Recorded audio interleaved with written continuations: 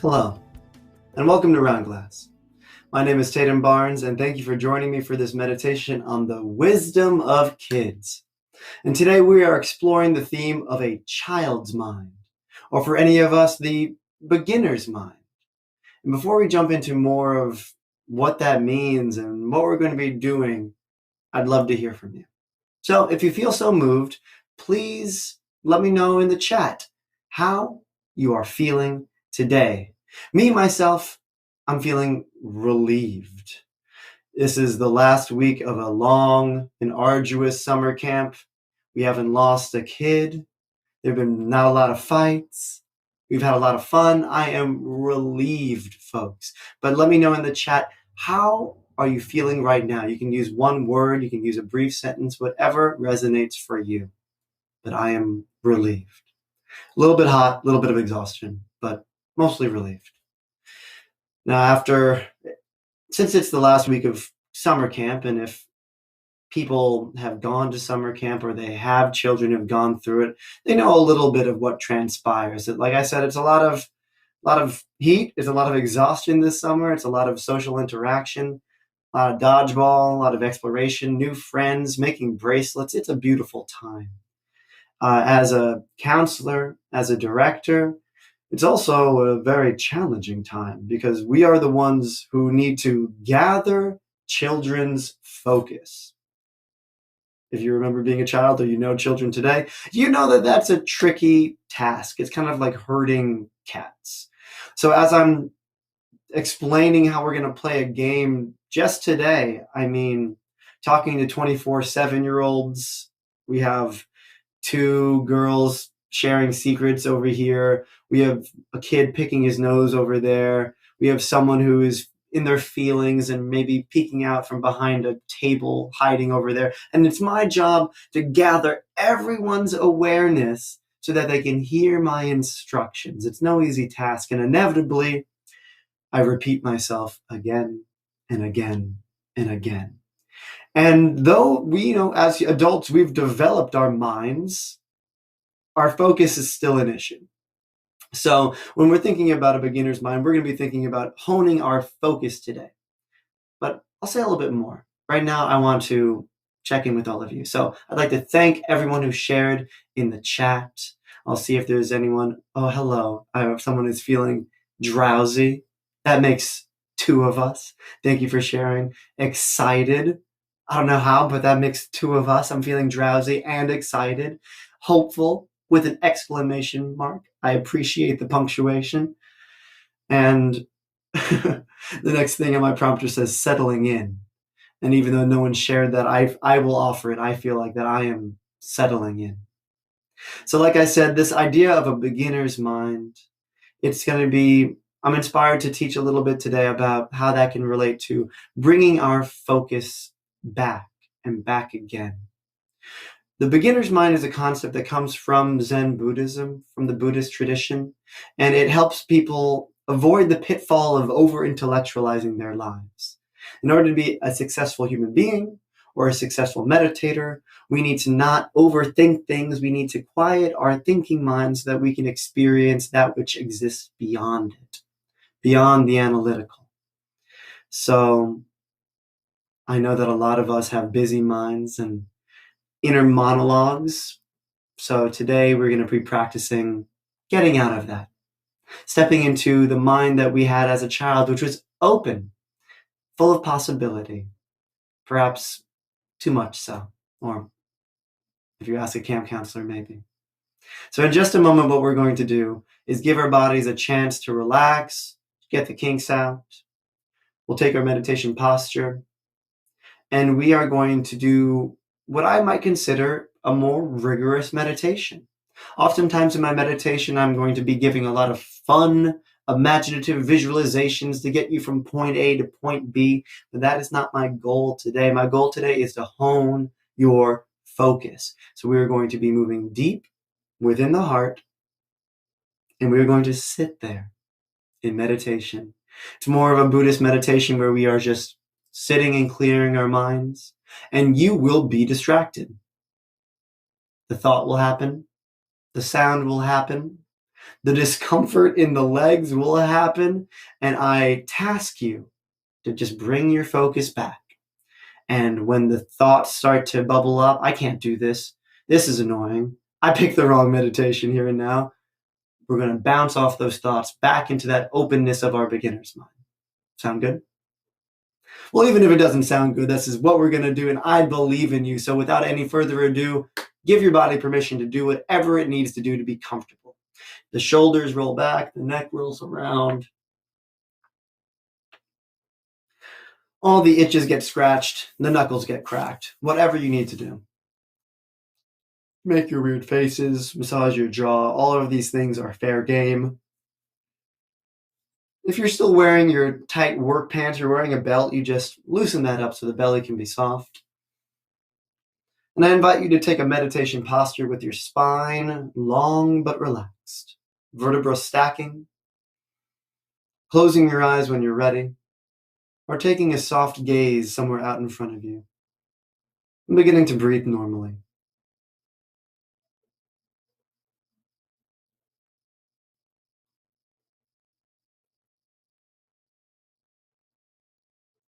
Slowly aligning your awareness with your breath, you watch it move in and out of your nose, or perhaps the rise and fall of your chest.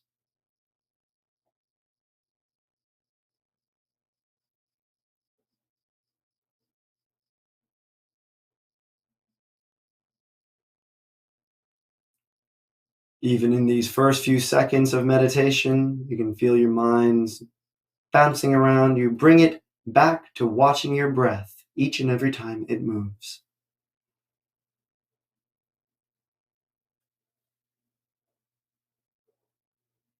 Good. Deepening your breath now, sending it deeper into the belly.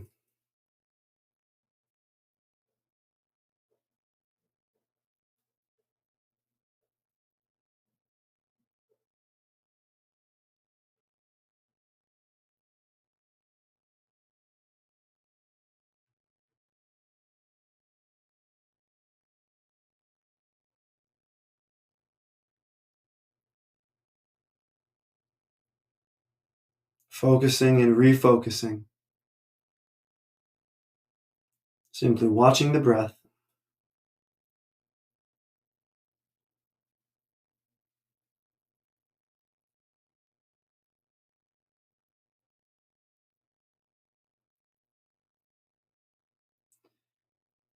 And since the mind must think from time to time, perhaps you can try labeling what you are experiencing.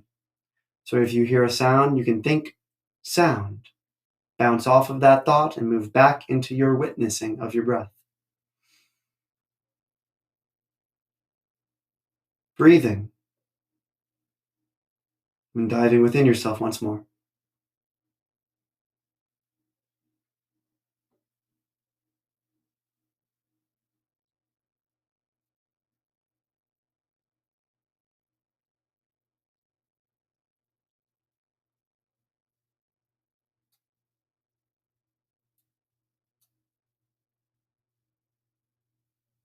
Well done. Before we move deeper, before we move into the heart, let's give our minds a chance to digest, give us a better chance at focusing. So, I invite you to imagine everything that you've already done and accomplished today, calling to mind those moments, those memories, those images, starting at the beginning of your day.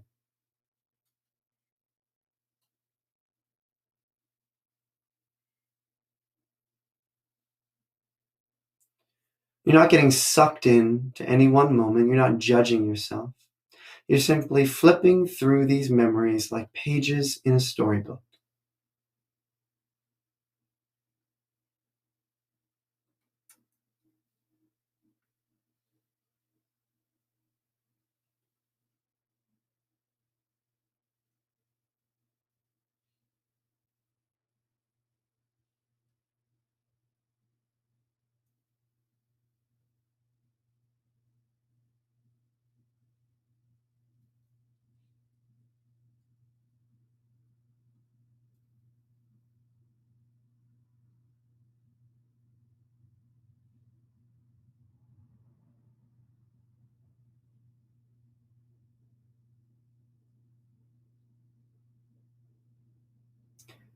At your own pace, I invite you to move your awareness to your heart center, a few fingers above the sternum in the center of your chest. Breathing deeply.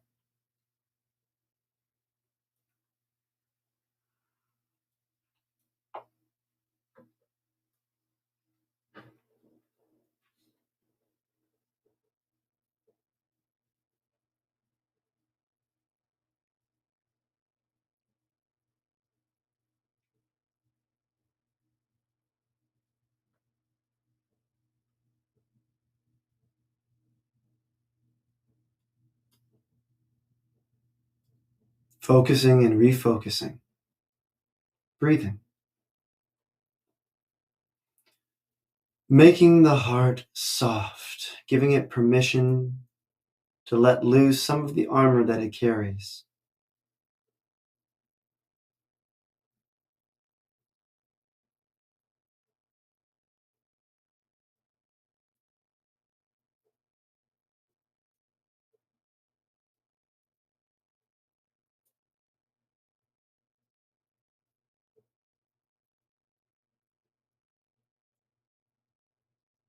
In this meditation, it's not about never losing your focus. It's about how effectively can you regather it. If you get distracted 1,000 times, 1,000 times you bring it back. Now to your heart and to your breath.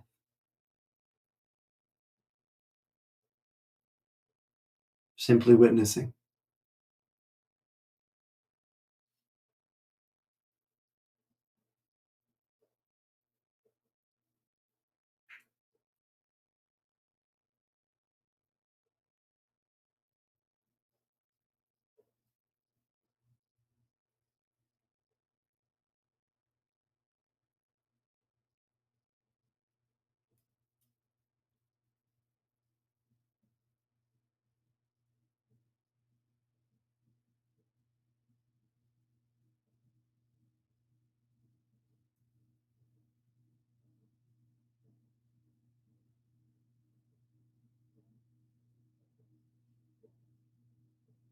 Moving deeper.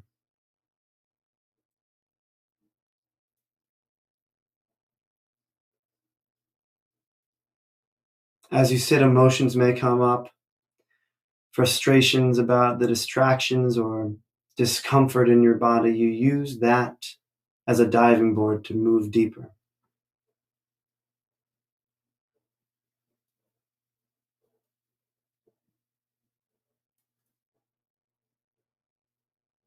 Bouncing off.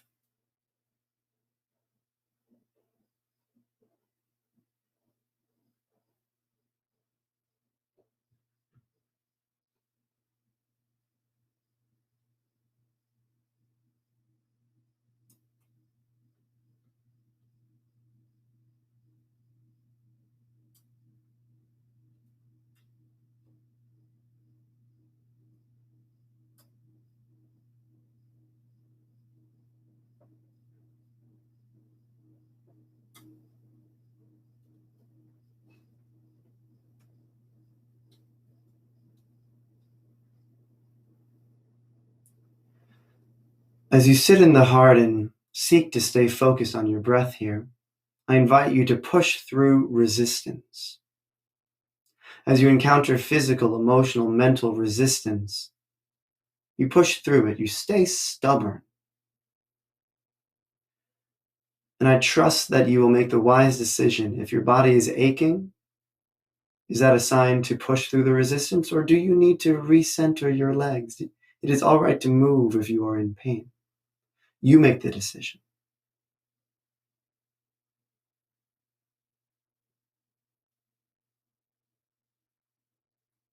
Pushing deeper into the heart.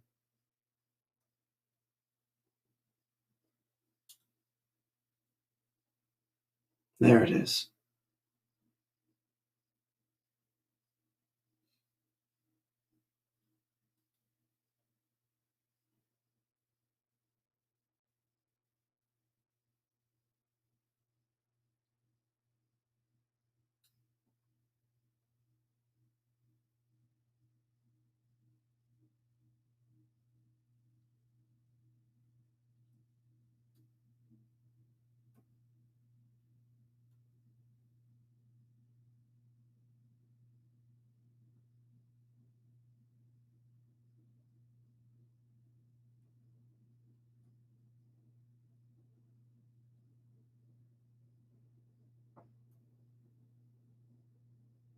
Beautiful focus. Now that you have taken the time to clarify your focus, I invite you to search within your heart into the centermost point of your being, looking for any light, any goldenness, any gold, any brilliance. If you find it beautiful, breathe into it. You now focus your awareness on this point in the heart. If you do not find it, no worries. You imagine it yourself. A pinprick of light in the center of the sternum, a small golden flower beginning to bud.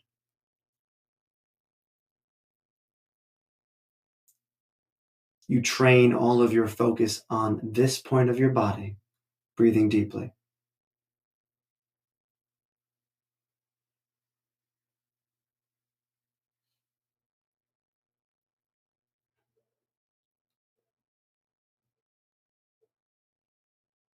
Bouncing off of thoughts,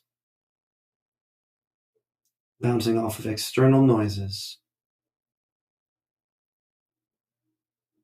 sitting within yourself.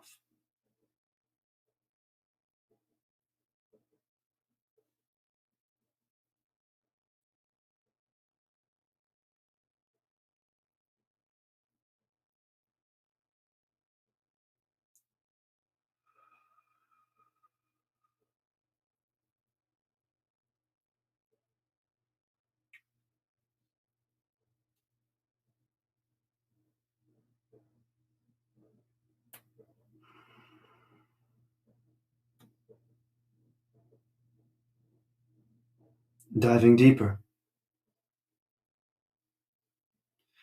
The blanker your mind, the more space you clear for this heart to fill.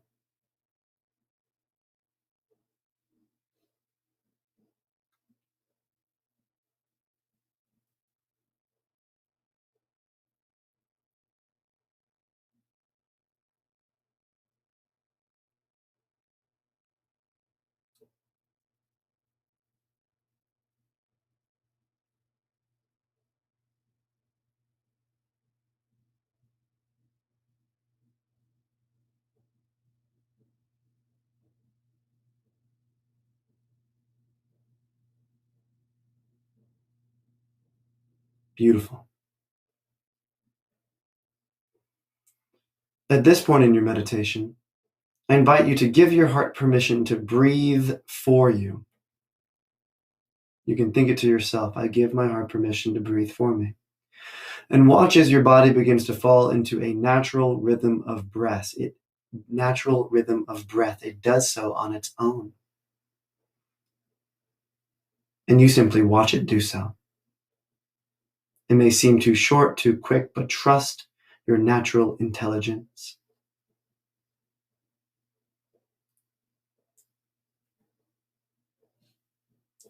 Let the thoughts fall away, let the mind's screen fall away, and simply watch your body breathe.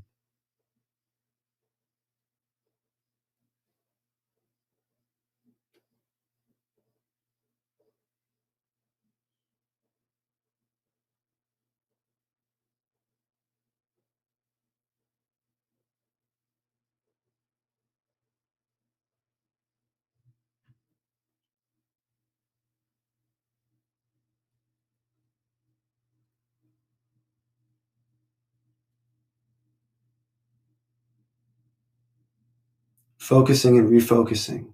A few more minutes, push yourself.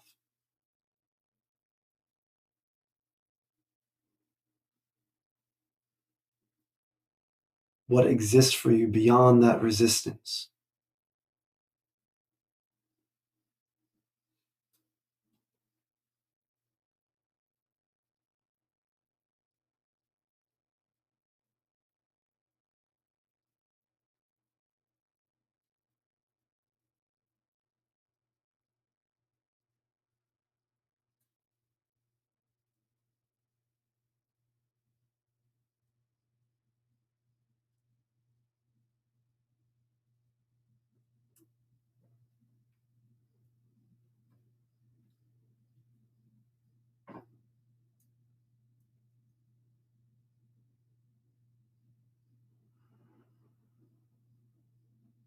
moving deeper.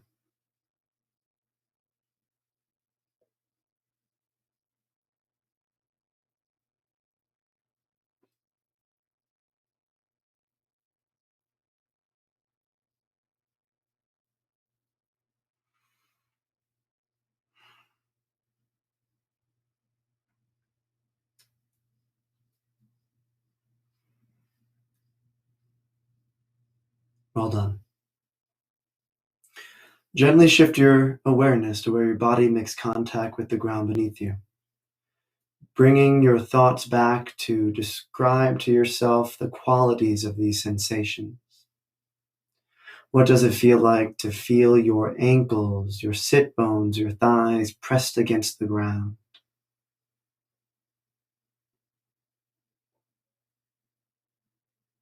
Stable, secure, grounded. Allow yourself to move your fingers and toes, thinking to yourself, fingers and toes, reacquainting yourself with that mental screen where the words dance. You move slowly and gently as to keep your focus strong. And when you're ready, you open your eyes. And welcome back. Thank you for letting me push you.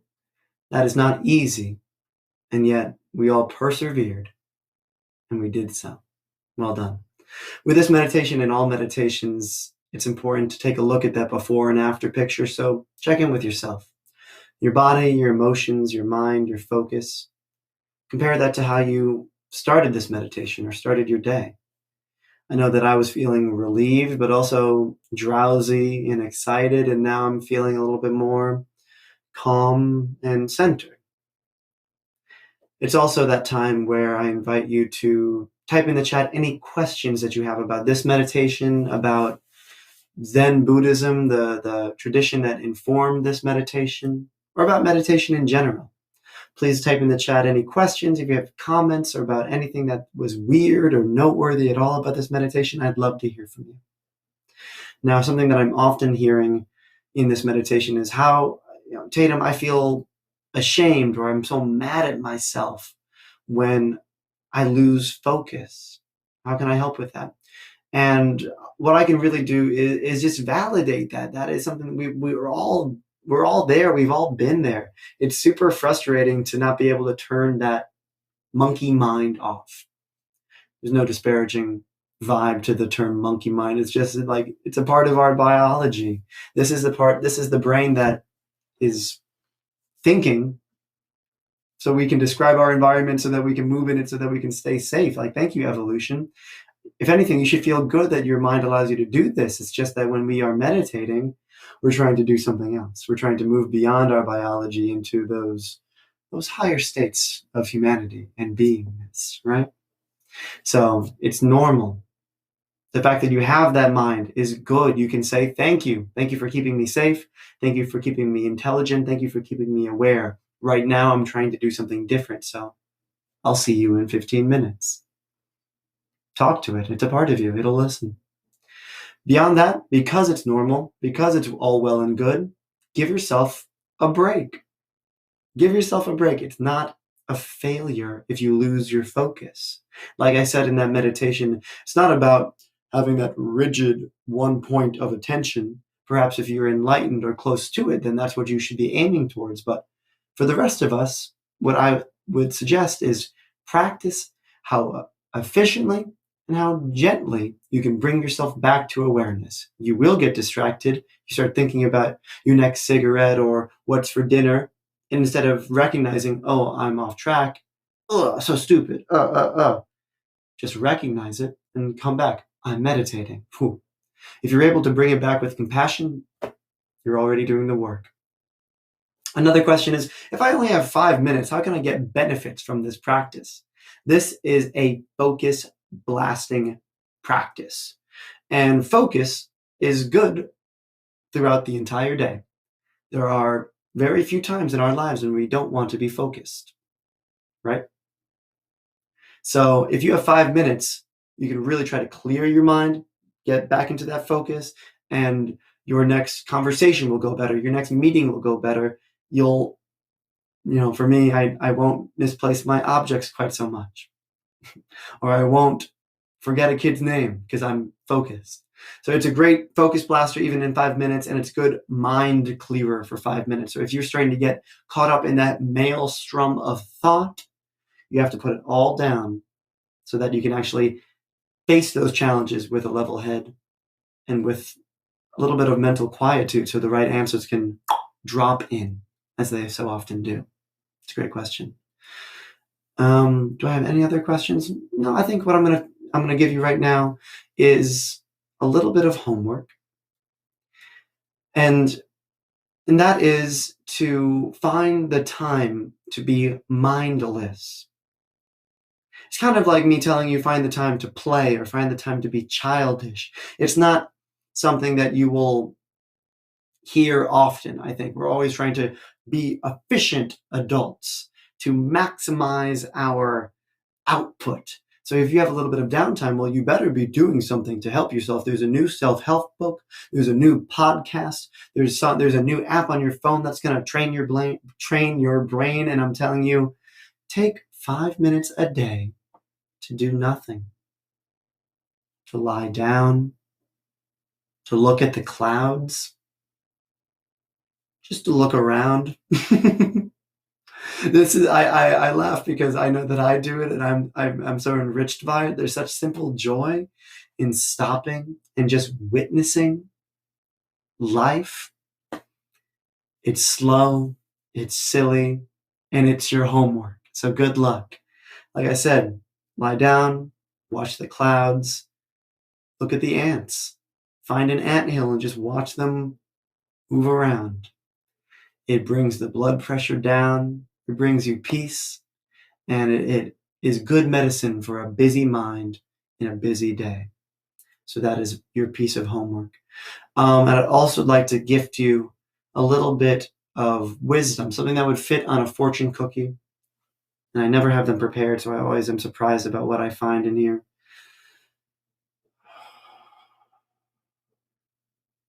What's coming to me now is to really, this seems ironic and paradoxical, but I think that means the Zen Buddhists out there would be happy and proud of me. Paradox is kind of woven into that tradition. Be critical of your inner critic. That's kind of like a double negative, right? Kind of cancels out.